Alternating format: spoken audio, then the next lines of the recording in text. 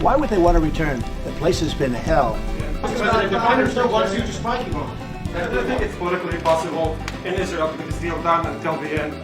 I do see a long-term ownership position, and I see it bringing great stability to that part of the Middle East and maybe the entire Middle East. Everybody I've spoken to loves the idea of the United States owning that piece of land, developing and creating thousands of jobs with something that will be magnificent.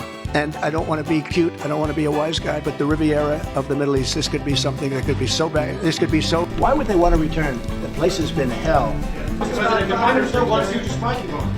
I think it's politically possible in Israel to get this deal done until the end.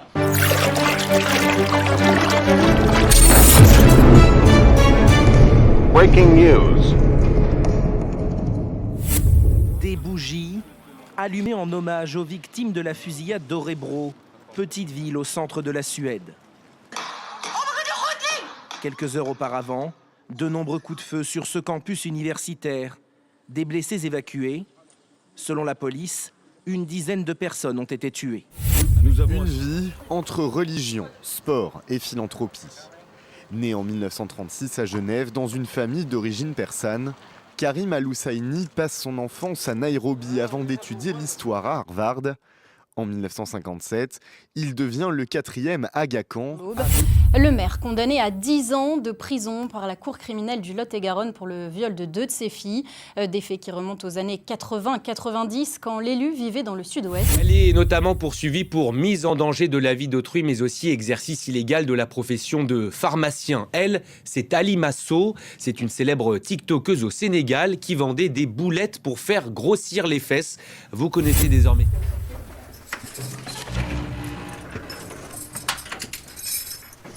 I'm here on Polanski in the death row, and I've been here 13 years. You can just keep yourself.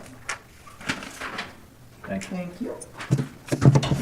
It's hard at times, you know, because you're waiting to be put to death. So that kind of breaks a little part of you every day. And sometimes I have to catch myself, you know, for being overwhelmed and stressed out. You know, like... 12 hommes armés de fusils d'assaut marchent sur les quais de la station de métro Clemenceau à Anderlecht. Ils empruntent l'escalator, leurs visages sont masqués. Une fois à l'extérieur, ils tirent à de nombreuses reprises. Leur cible n'est pas connue, ils ne font pas de blessés. Selon la police, l'auteur de la fusillade est mort. Selon les médias, il aurait retourné l'arme contre lui. Détenteur d'un port d'armes, on ne connaît pas encore ses motivations.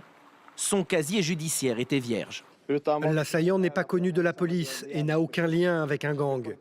Sur la base de ce que nous savons, nous pensons qu'il a agi seul. En Suède, les établissements scolaires avaient été, jusqu'à cette fusillade, relativement épargnés par la violence. Passionné de sport, il joue au football dans l'équipe d'Harvard et représente l'Iran en ski alpin aux Jeux Olympiques d'Innsbruck en 1964. En Occident, il est surtout connu pour posséder des haras en France et en Irlande et pour avoir contribué à la rénovation du domaine de Chantilly, au nord de Paris. Aga Khan IV était aussi un philanthrope reconnu. Doté d'une fortune estimée à 15 milliards de dollars, l'imam a créé une fondation à son nom qui emploie près de 100 000 personnes dans le monde et finance des programmes de développement en Afrique et en Asie.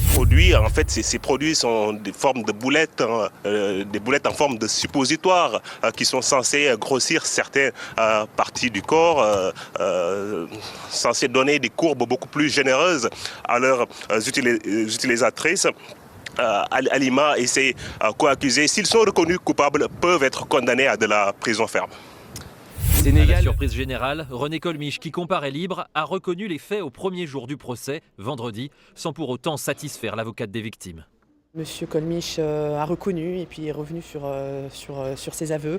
On doit dire que sa position n'est pas très claire, hein, mais c'est souvent le cas pour ce genre de faits.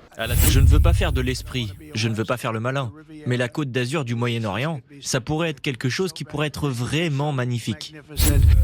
Venez visiter la belle Gaza, avec ses plages magnifiques et ses charmantes promenades. Vous pourrez séjourner dans l'un de nos hôtels 5 étoiles et goûter à la meilleure cuisine du Moyen-Orient. Imprégnez-vous de la lumière vibrante de la ville et faites l'expérience d'une culture riche en traditions.